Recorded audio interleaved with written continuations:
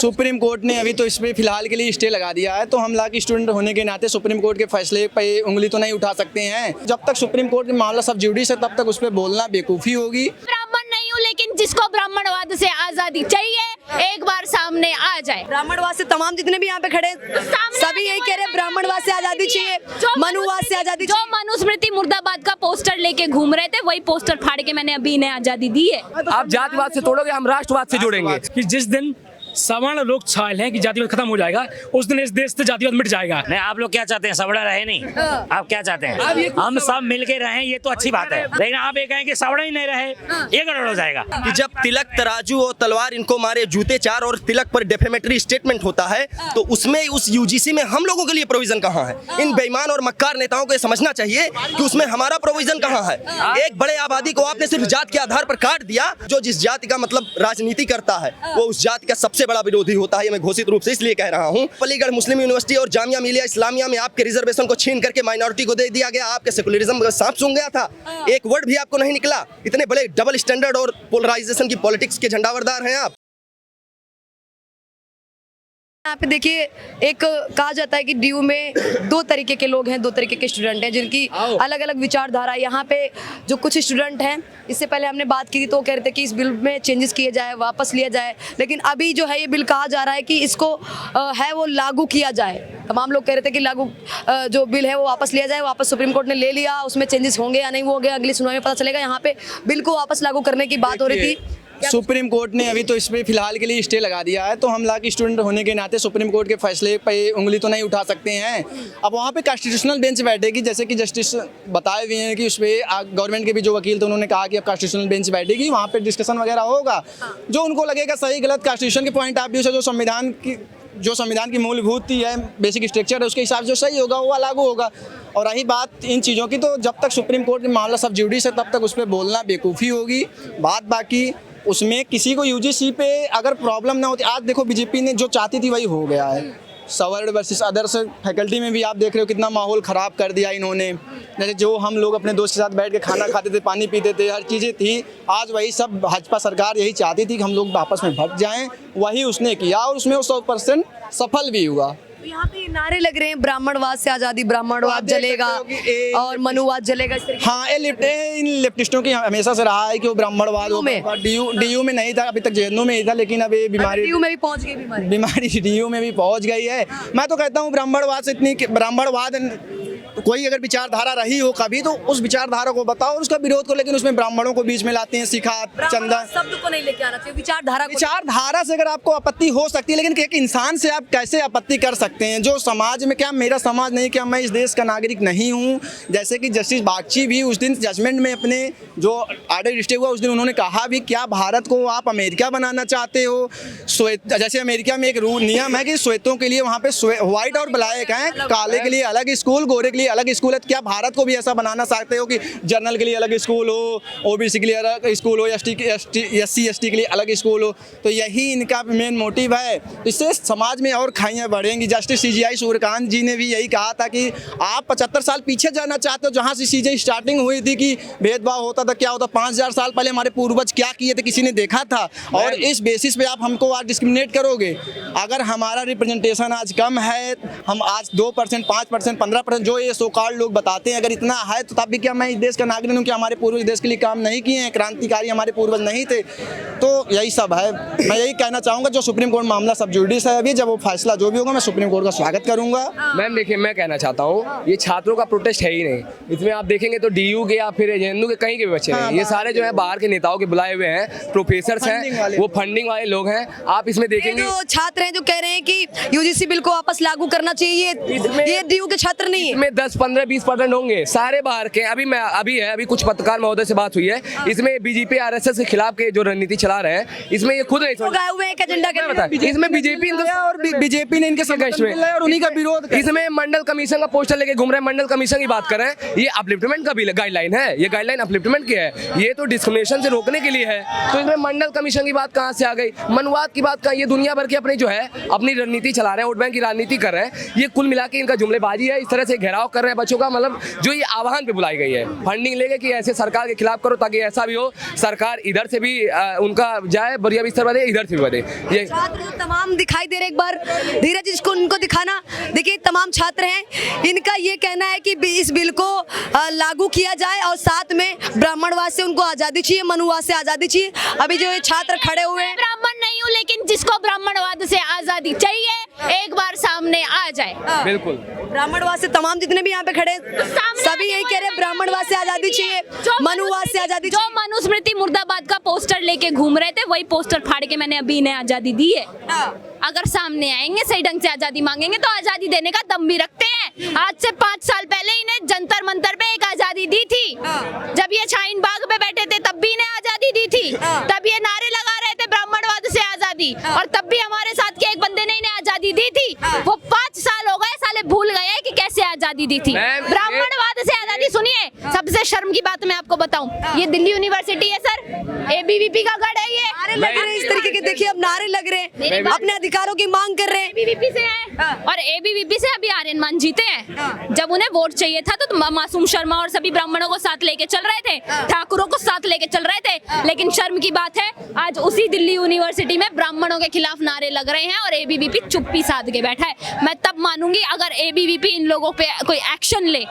इन students पे आप इन्हें स्टूडेंट्स कहेंगी मैडम? ये मीडिया के ऊपर हाथ उठा रहे हैं, मीडिया का कैमरा। विचारधारा होती है, अपनी विचारधारा होती है, किसी को मनुवाद से आजादी चाहिए तो किसी को भाई बिल में कुछ चेंजेस चाहिए। तो आपको न्यूट्रल होकर सोचना चाहिए, आप सबके प्रेसिडेंट हो ना कि किसी एक पर्टिकुलर के, जैसे कि बहन ने बताया भी, तो आप सबके प्रेसिडेंट हो, तो आपको क्या हम लोग परसेंटेज में क्या हमारे लोगों के अधिकारों के लिए आप नहीं बोलोगे? ऐसे हमारे आज हम लोग, हमारी वोट बैंक नहीं है तो आज हम लोगों को गालियां दी जाएंगी, हम लोग केवल सुनेंगे हर जगह। अभी हमारी बातचीत हो रही थी कुछ मीडिया बंधुओं से, उस समय हमारे मतलब एक तरह से डिबेट शुरू हो गया था, ठीक है।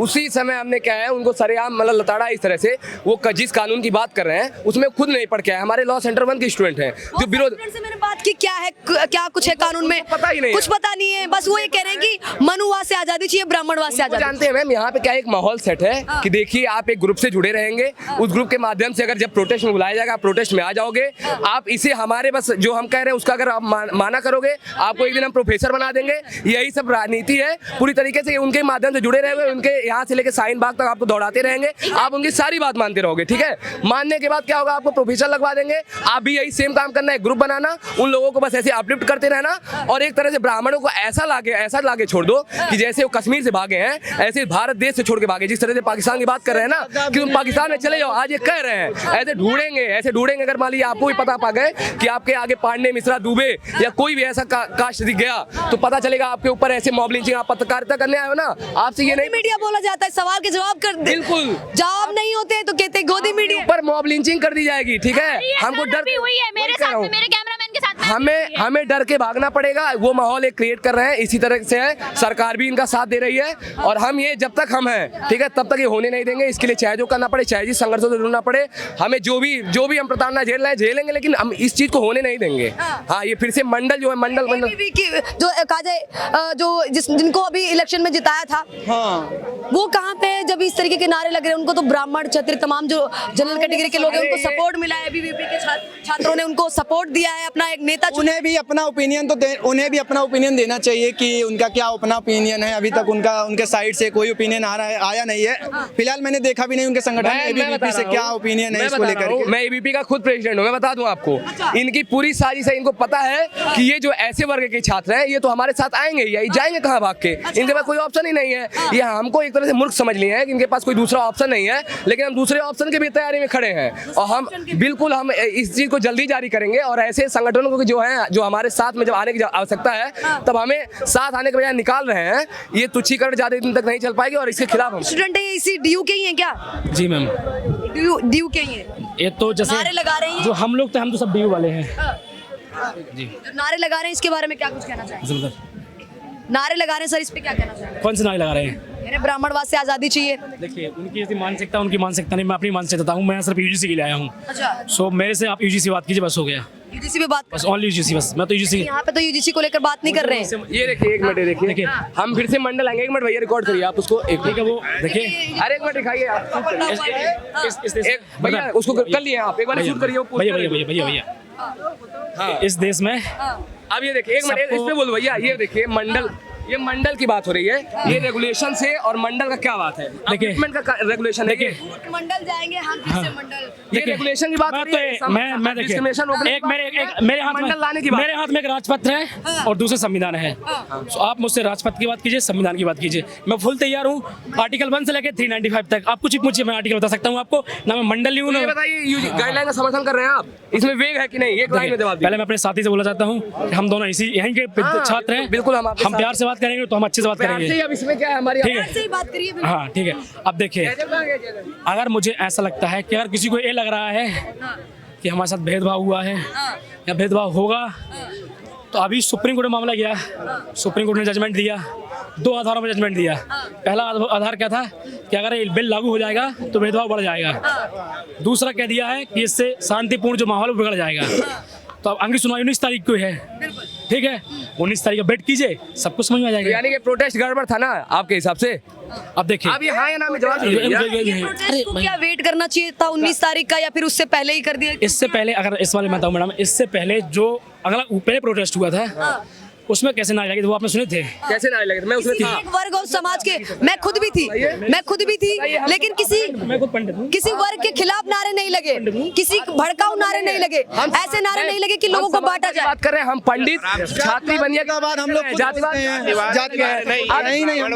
दी हिंदू के 31 तारीख के मेरे आर्टिकल में एडिटोरियल मेरा छपा हुआ है, आप उसमें पढ़िए हमने क्या क्या बातें कही। ग्राउंड जीरो है जो उसमें दी हिंदू का, उसमें पढ़ के आइए, आप देखिए कि उसमें क्या है, उसमें पूरी तरीके से उन्होंने रिकॉर्ड करा है। हमने कहा है कि आप जातिवाद से तोड़ोगे, हम राष्ट्रवाद से जोड़ेंगे। हम इसकी बात करें, उसकी शुरुआत है, मैं आपको दिखा सकता हूँ। मैं तो भाई समर्थन करता हूँ, मैं तो बोल रहा हूँ कि जिस दिन सवर्ण लोग छायल हैं कि जातिवाद खत्म हो जाएगा, उस दिन इस देश से जातिवाद मिट जाएगा। अभी मैं लिख के देता हूँ। सवर्ण क्या करें? सवर्ण जातिवाद है वो, हम लोग सवर्ण आप बता कर नहीं, आप लोग क्या चाहते हैं? सवर्ण रहे नहीं, आप क्या चाहते हैं? हम सब मिलके रहें, ये तो अच्छी बात है। आपकी बात गलत हो गई, हम सब मिलके रहें, हमारा देश है, ये अच्छी बात है। लेकिन आप ये कहें कि सवर्ण ही नहीं रहे, ये गड़बड़ हो जाएगा। 85 खुद ये चाहते हैं कि जातिवाद खत्म हो जाए। जात की बात नहीं है, कोई जातिवादी नहीं है, ओबीसी दोस्त हमारा बट हम ये कहें कि भाई सवर्ण खत्म हो जाए तो गलत हो जाएगा। इनका किसी भी कोई भी धरना हो, आप आर्ट फैकल्टी में बैठे रहिएगा। मैं बता रहा हूँ, आज छोड़ दीजिए, आप 1 हफ्ते तक बैठिए, कोई भी मुद्दा हो,